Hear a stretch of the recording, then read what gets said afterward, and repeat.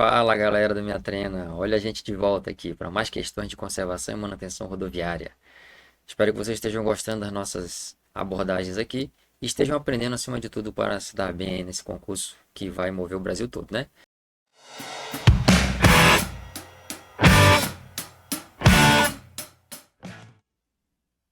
Então, sem mais delongas, vamos começar. Comigo na tela, por favor, conservação, manutenção, rodoviária, questões comentadas, Willis, sou eu, professor Brother.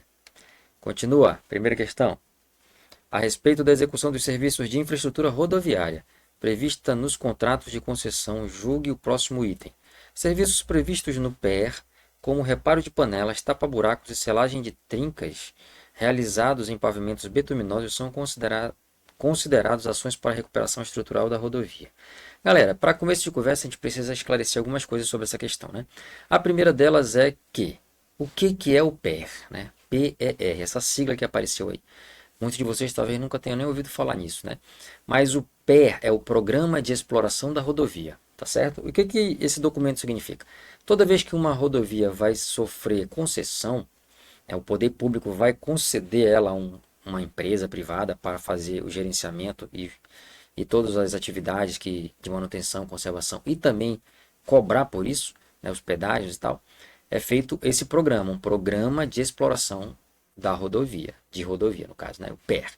E aí lá tem todas as regras de como é que vai funcionar essa concessão, tá? Ninguém faz as coisas na doida não, tá? E esse programa, ele traz justamente esse tipo de serviço. Inclusive fala como vão ser feitos os serviços de reparo, de conservação e manutenção, como nós falamos há pouco, tá certo? Então é isso que significa PER, Programa de Exploração de Rodovia. E eles estão vinculados a um contrato de concessão, né? Uma concessão do poder público para uma empresa privada, enfim. Tá certo? Só para que vocês fiquem por dentro da situação aí. Aí ele diz assim, ó, serviços previstos no PER, como reparo de panelas, ou seja, tapa-buracos famoso, né? E selagem de trincas, realizados em pavimentos betuminosos, são consideradas ações para a recuperação estrutural da rodovia. O que vocês acham? Vamos comigo na tela aqui, minha treina preparou para vocês aqui algo para explicar isso aí. Olha só, primeira coisa, o que é uma panela, né? Panela, gente, é essa patologia aí, tá? É uma cavidade que se forma no revestimento por diversas causas, podendo alcançar camadas inferiores do pavimento, ou seja, não é alguma coisa superficial, é uma coisa que pode ser profunda, muitas das vezes é profunda, né? Na maioria das vezes, há o arranque, né? O arrancamento, melhor dizendo, do revestimento. Então, a base fica ali, sujeita às intempéries, provocando a desagregação das camadas. Essa é a tal da panela. Então dá para ter uma ideia de que qualquer recuperação dessas panelas, os tapa-buracos, né, eles são medidas estruturais, certo? Agora o que é uma trinca, né? Uma trinca, pessoal, é uma fenda existente no revestimento. Geralmente é muito fácil de ver essas trincas sem precisar de equipamento especial, né? E ela pode se apresentar na forma isolada ou interligada, tá certo? As interligadas são chamadas de couro de jacaré ou tipo bloco, aí vai depender da situação. Mas nós temos aí a ideia de que a trinca ela é um dano superficial, um defeito superficial. Portanto, a selagem, o que é a selagem da trinca, né? A selagem da trinca nada mais é do que preencher a trinca com algum material, tá? Esse material pode ser betuminoso, pode ser um polímero, pode ser, enfim. Qual é o objetivo principal da selagem das trincas? É evitar que a trinca se desenvolva mais e também para manter ali a impermeabilidade, né, do revestimento para proteger a base, tá certo? Então, a panela, qualquer conserto nas panelas é estrutural, mas a selagem de trincas ela não é considerada estrutural, tá? Ela é superficial. Por isso, nós podemos já dizer que o gabarito está errado. Por quê? Porque não se trata de duas intervenções de recuperação estrutural. Uma delas é superficial, que é a selagem de trincas. Perfeito, galera. Próxima questão, vamos avançar. A avaliação de superfície de um pavimento consiste no registro da extensão, frequência e severidade dos defeitos das superfícies existentes. São considerados defeitos de um pavimento asfáltico flexível. Letra A. Quebra de canto, panelas e trincamento por fadiga. Letra B. Trincamento por fadiga, degraus nas juntas e trincas em bloco. Letra C. Trincas térmicas, panelas e quebra de canto. Letra D, panelas, bombeamento de finos e trincamento por fadiga. E letra E, desgaste, esborcinamento de junta e trincamento por fadiga. E agora, pessoal, essa daqui é bem complexa, essa questão, porque ela traz aí os defeitos de vários defeitos de pavimentos flexíveis misturados com pavimentos rígidos. E ele quer aquela questão que só tem, a alternativa que só tem defeitos de pavimentos flexíveis, é o que está na questão aí, tá certo? E aí como é que a gente pode resolver isso? Minha trena convida os senhores a analisar muito tranquilamente esses defeitos aí. Nós temos dois tipos de pavimento, né? Rígidos e flexíveis, e nós temos os principais defeitos que cada um deles tem. Os flexíveis, nós temos o trincamento por fadiga, né? Que aí surgem lá a trinca couro de jacaré, uma trinca interligada, certo? Nós temos a panela ou buraco, que nós vimos na questão anterior, inclusive. Nós temos as trincas em bloco também, que é a famosa, é uma trinca que é outra trinca interligada, assim como a couro de jacaré, mas tem um formato diferente. Nós temos o bombeamento de finos, que na norma é chamada de bombeamento de água com finos, né? Porque o que é bombeado é a água, só que ela arrasta os finos com ela. Usualmente se chama de bombeamento de finos. E nós temos o desgaste, que é aquele desgaste superficial, que o ligante começa a ser, com o passar do tempo ali, o tráfego, né, que começa a tirar e o agregado começa a ficar à amostra. Da outra coluna nós temos os defeitos dos pavimentos rígidos, a quebra de canto, né? Lembrando que o pavimento rígido geralmente é aquele pavimento com placas de concreto de cimento Portland. Então eles podem ter os cantos quebrados. Então é um dos defeitos mais comuns nos pavimentos rígidos. Escalonamento ou degraus nas juntas, né? Quando você tem ali uma diferença, né, de nível entre uma placa e outra.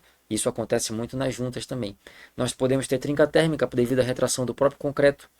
Nós podemos ter o esborcinamento de junta. O que é isso? Esborcinamento é uma palavra difícil para a quebra, tá, pessoal? É a quebra, né, pedaços da placa ali, ó, na junta, é o chamado esborcinamento das juntas, tá certo? Bom, diante disso, né, o Minha Trina já facilitou a vida de vocês aí, né? Essa é a nossa ideia. A gente pode fazer agora uma avaliação e dizer quais defeitos são apenas de pavimentos asfálticos flexíveis. Letra A, quebra de canto, já matou, né? Quebra de canto já está fora da parada. Quebra de canto é de pavimento rígido. Panela e trincamento por fadiga, sim, são pavimentos flexíveis. Letra B, trincamento por fadiga é pavimento flexível. Degraus na junta já matou, porque aí é pavimento rígido. Trincas em bloco é pavimento flexível, mas a letra B já está fora. Letra C, trincas térmicas, panelas e quebra de canto. Então as trincas térmicas e quebra de canto aí já matou a questão, só as panelas sobreviveram aí. Letra D, panelas, bombeamento de finos e trincamento por fadiga. Opa, temos aqui uma questão que todos os defeitos são devidos, são oriundos, né? São inerentes, melhor dizendo, a pavimentos asfálticos flexíveis. As panelas, nós vimos, bombeamento de finos e trincamento por fadiga. E a letra E, desgaste, é por pavimento flexível, esborcinamento de junta não, trincamento por fadiga, pavimento flexível. Dessa forma, nós temos que a letra correta, né, nosso gabarito é a letra D de dado, ok? E aí nós resolvemos mais uma questão. Espero que vocês tenham compreendido aí essas diferenças aí básicas. Recorram ao nosso slide aí, se tiver qualquer dúvida, para memorização, tá, pessoal? Vocês precisam saber desses detalhes para fazer a prova. Tá certo? Vamos para a próxima questão aí, sem mais delongas. Fala, galera da minha trena, tudo bem? Espero que vocês estejam bem. Eu tô aqui, aproveitando um pouco. Aproveito também para dizer para vocês que do dia 12 ao dia 16 de fevereiro, na semana anterior à prova do DENIT, nós do Minha Trena estaremos fazendo uma série de lives, uma por dia, para fazer uma revisão com vocês para se prepararem melhor para essa prova. Então, desde agora eu aviso, não percam, tá bom? Nós estaremos com vocês, o Minha Trena estará com vocês. Grande abraço.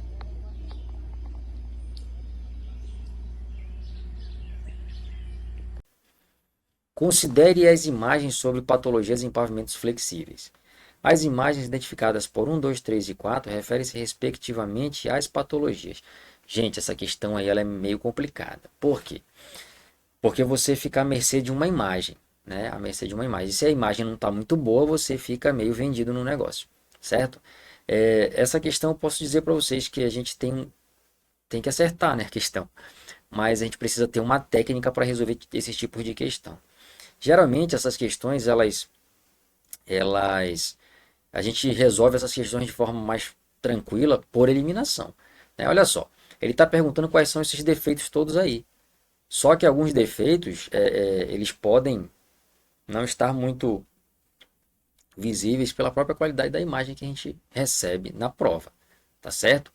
Mas olha só, de todas essas aí, a gente pode já matar a última, né? A última patologia está muito fácil, né? Por quê? Porque ela é uma trinca interligada, né? O que é uma trinca interligada? São aquelas trincas que começam a se ligar umas com as outras. E aí nós temos dois tipos de trinca interligada. A trinca tipo couro de jacaré, né? Que é essa que aparece aí na nossa imagem número 4. E nós temos a trinca tipo bloco, que ela tem os lados mais regulares e geralmente as áreas são maiores. Então aí a gente já sabe que a letra, o defeito que aparece aí na patologia na foto 4, aqui ó, 4, é uma trinca interligada, certo? A primeira, ela pode ser uma corrugação, né? Pode ser uma corrugação, mas pode ser uma depressão, porque a forma como a imagem mostra não dá para a gente ter uma certeza. A número 2 é uma trilha de roda, né? Ali passam as rodas do veículo. Então a gente já tem uma ideia entre a 2 e a 4 ali, uma certeza na 4 e a 2, e aí fica mais um pouco difícil de olhar assim visualmente, né? É a número 1 e a número 3. Vamos às nossas alternativas para ver como é que a gente resolve, né? Letra A. Exudação? Não, não tem nada de exudação. Nenhuma daqueles 4 lá aparece exudação, tá, pessoal? Então tá fora de cogitação essa daí. Panela, afundamento lateral. Por que a primeira não é panela, né? Porque a panela geralmente o revestimento é retirado, o revestimento já se foi. Então aparece ali o material da base, tá certo? Então não é panela. Então já foi embora a letra B também, tá certo? Letra C, corrugação. Opa, corrugação pode ser sim. A gente viu que pode ser corrugação. Afundamento de trilha de roda. A número 2 era realmente um afundamento de trilha de roda, como nós falamos. O número 3, né? Afundamento plástico. Olha, aquela figura número 3, ela pode ser um afundamento plástico, né? Porque tem um solevamento lateral. Essa é uma característica do afundamento plástico. Mas a letra C traz o detalhe principal, que são as trincas interligadas. Ele percebe que ele não chama de trinca couro de jacaré e nem trinca bloco. Ele chama de trinca interligada. Você precisa saber que toda trinca couro de jacaré é uma trinca interligada. E toda trinca tipo bloco também é uma trinca interligada. O que importa aqui é que elas são trincas interligadas, certo? Então você já tem uma ideia de que o gabarito é a letra C. Letra D, afundamento localizado.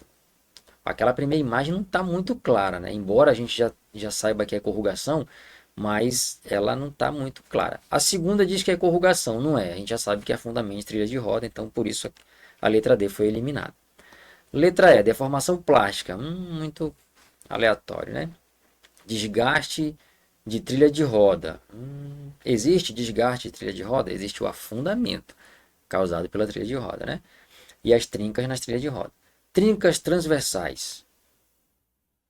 Não, porque aquela lá era longitudinal, né?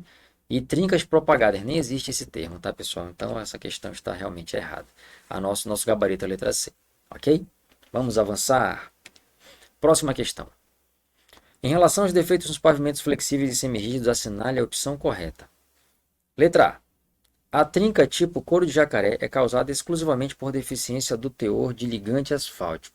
Olha, galera, vocês tomem muito cuidado com essas questões que trazem a palavra exclusivamente, né? É única.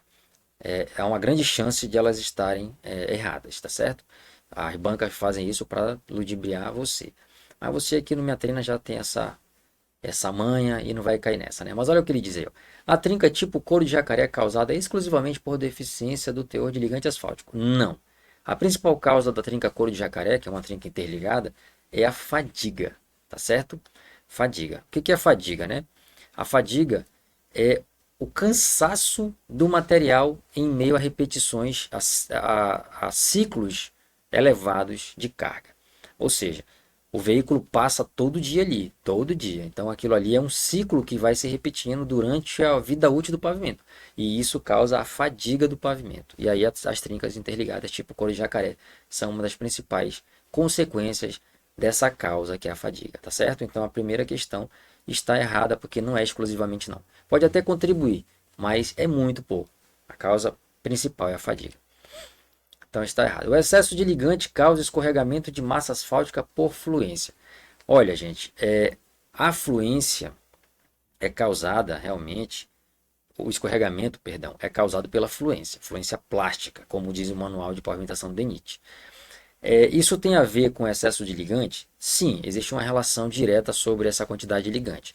Quanto mais ligante você tiver, maior a chance de haver a fluência plástica e, consequentemente, o escorregamento. Então, essa questão é o nosso gabarito, tá certo? Agora, entenda que o escorregamento acontece por causa da fluência, a fluência plástica. Então, quanto mais ligante eu tiver, se eu tiver uma dosagem fora do normal, mais suscetível à fluência esse pavimento será, ok? Próximo, a temperatura de compactação da massa asfáltica afeta a produtividade, com certeza, na execução do pavimento. Não sendo, contudo, causa de defeitos futuros. Aí está errado, né? Por quê? Porque ela causa, sim, defeitos futuros, se não tiver sido feita da forma correta. Letra D. As trincas de retração térmica são causadas por descontrole de temperatura de compactação na massa asfáltica. Não são causadas por isso não, tá, gente? As trincas de retração térmica é a temperatura ambiente mesmo que pode causar isso. Tá legal? Então essa questão também está errada. Vamos para a próxima. Ah, sim, ainda tem uma letra E, né? A exudação é causada por afloramentos de umidade em regiões alagáveis? Não, gente. A exudação, ela nada mais é do que aquele excesso de ligante, né? O ligante migra para a superfície do pavimento, causando aquela mancha de ligante em cima dele, né? Isso daí não é causado por questão de umidade em região alagável, não. Tá? Isso daí é causado pelo excesso de ligante, a temperatura muito elevada acima do estabelecido, é que vai propiciar aí a exudação. Tá certo? Então essa questão também está errada. Certinho? Vamos para a próxima questão. Na tela, por favor. As técnicas de recuperação usadas na conservação periódica de pavimentos limitam-se à execução de capa selante e ao microrrevestimento com ou sem polímero. A gente acabou de falar para vocês terem cuidado com essas palavras muito restritivas, né? Limitam-se é uma palavra restritiva. Então, assim, professor, então a questão já está errada. Não necessariamente, vamos analisar. Mas existe uma grande chance dela estar errada. Nesse caso aí, olhando para a tela, os principais serviços periódicos referentes à pista de rolamento são, olha aí, ó, capa selante, está lá na nossa questão, né? Tá ok. Que mais? Lama asfáltica, né? Camada porosa de atrito e recapeamento esbelto com mistura densa. Ou seja, é só micro revestimento e capa selante? Não. Então essa questão está errada, ok? Você já sabe disso porque está aqui com a gente. Ok, pessoal? Sem mais delongas, eu gostaria de agradecer a presença de vocês aí, a participação. Espero que vocês estejam estudando e a gente vai se encontrando aí ao longo do nosso curso com mais questões, mais teoria e mais prática também. Tá certo? Bons estudos e a gente se encontra na próxima.